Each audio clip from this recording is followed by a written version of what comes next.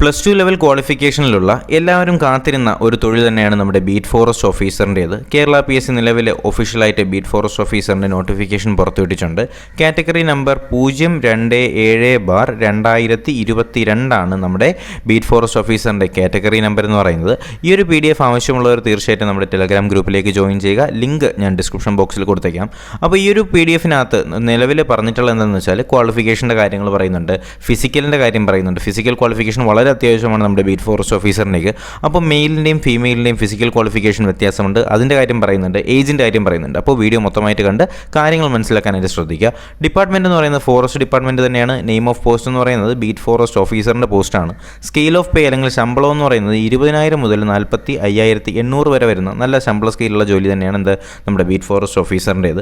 അതുപോലെ number of വേക്കൻസീസിൻ്റെ കാര്യം പറയുകയാണെങ്കിൽ എല്ലാ ജില്ലകളിലും ഇപ്പോൾ നിലവിലുള്ള 14 ജില്ലകളിലും എന്തുണ്ട്, ആവശ്യത്തിനുള്ള വേക്കൻസീസ് നിലവിലുണ്ട്. അതാണ് ആൻറ്റിസിപ്പേറ്റഡ് വേക്കൻസീസ് എന്ന് പറഞ്ഞ് കാണിച്ചിട്ടുള്ളത്. അതുപോലെ തന്നെ ഇതിനകത്ത് പറയുന്ന അടുത്ത ഒരു കാര്യം എന്ന് പറയുന്നത് നമ്മുടെ മെത്തേഡ് ഓഫ് അപ്പോയിൻമെൻറ്റ് എന്ന് പറയുന്നത് ഡയറക്റ്റ് വൈസ് അപ്പോയിൻമെൻറ്റ്, നമ്മുടെ ഡിസ്ട്രിക്ട് വൈസ് അപ്പോയിൻമെൻ്റ് ആണെന്ന് പറയുന്നു. ഏജിൻ്റെ കാര്യം, വയസ്സിൻ്റെ കാര്യം പറയുകയാണെങ്കിൽ 19 വയസ്സ് മുതൽ 30 വയസ്സ് വരെയുള്ള ആൾക്കാർക്കാണ് നിലവിൽ ബീറ്റ് ഫോറസ്റ്റ് ഓഫീസറിന് അപ്ലൈ ചെയ്യാനായിട്ട് കഴിയുക. 19 മുതൽ 30 വയസ്സുള്ള ആൾക്കാർക്ക് വരെയാണ്. 2/1/1992 ജനിച്ചതും അല്ലെങ്കിൽ 1/1/2003 ജനിച്ചത് വരെയുള്ള ആൾക്കാർക്ക് എന്ത് ചെയ്യാനായിട്ട് കഴിയും, നമ്മുടെ ബീറ്റ് ഫോറസ്റ്റ് ഓഫീസറിലേക്ക് അപ്ലൈ ചെയ്യാനായിട്ട് കഴിയും.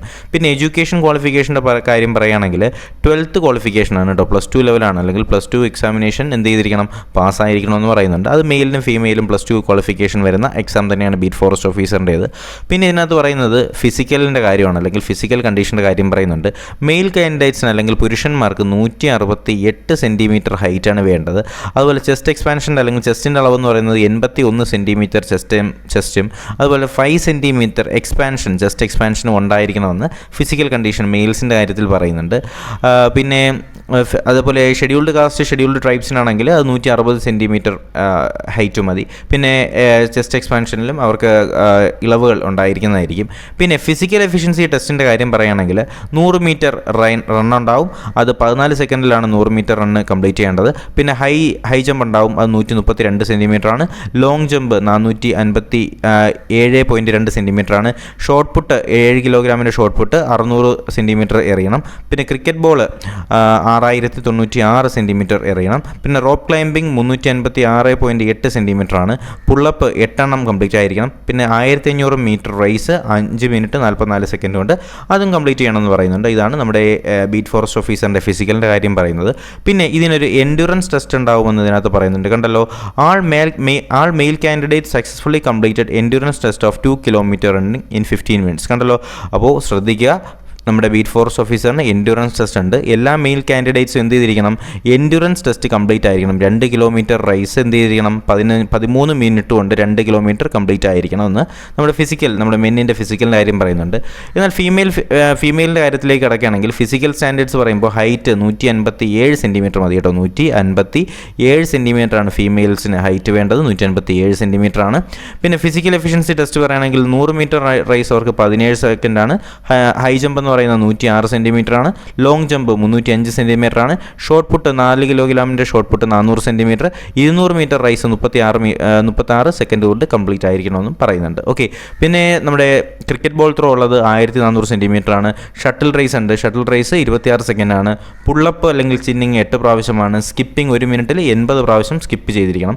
പിന്നെ നമ്മുടെ ഫീമെയിൽസിന് എന്തുണ്ട്, എൻഡ്യൂറൻസ് ടെസ്റ്റ് ഉണ്ട്.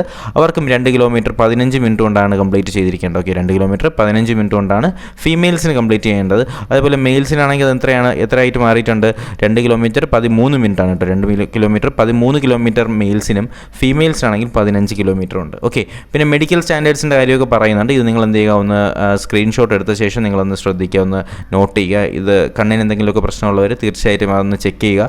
ആ കാര്യങ്ങളൊക്കെ ഒന്ന് മനസ്സിലാക്കിയിരിക്കേണ്ടതും വളരെ അത്യാവശ്യമാണ്.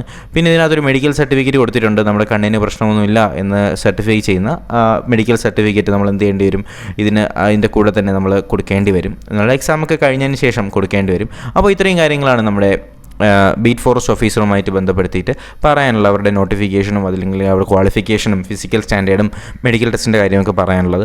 തീർച്ചയായിട്ടും നമ്മുടെ ടെലഗ്രാം ഗ്രൂപ്പിൽ ജോയിൻ ചെയ്താൽ ഇതിൻ്റെ PDF എല്ലാം അവൈലബിൾ ആയിരിക്കും. പിന്നെ വരുന്ന ക്ലാസ്സുകളെല്ലാം നിങ്ങൾക്ക് ലഭിക്കുന്നതിനായിട്ട് ചാനൽ സബ്സ്ക്രൈബ് ചെയ്യുക, ബെൽ ബട്ടൺ കൂടി എനേബിൾ ചെയ്ത് ക്ലാസ്സുകൾ നിങ്ങൾക്ക് ലഭ്യമാകുന്നു എന്നുള്ള കാര്യത്തിൽ ഉറപ്പുവരുത്തുക. ഓക്കെ, അപ്പോൾ പുതിയൊരു ക്ലാസ്സും വീഡിയോ ഒക്കെ ആയിട്ട് നമുക്ക് ഉടനെ തന്നെ കാണാം. അതുവരേക്കും എല്ലാവർക്കും ഗുഡ് ബൈ.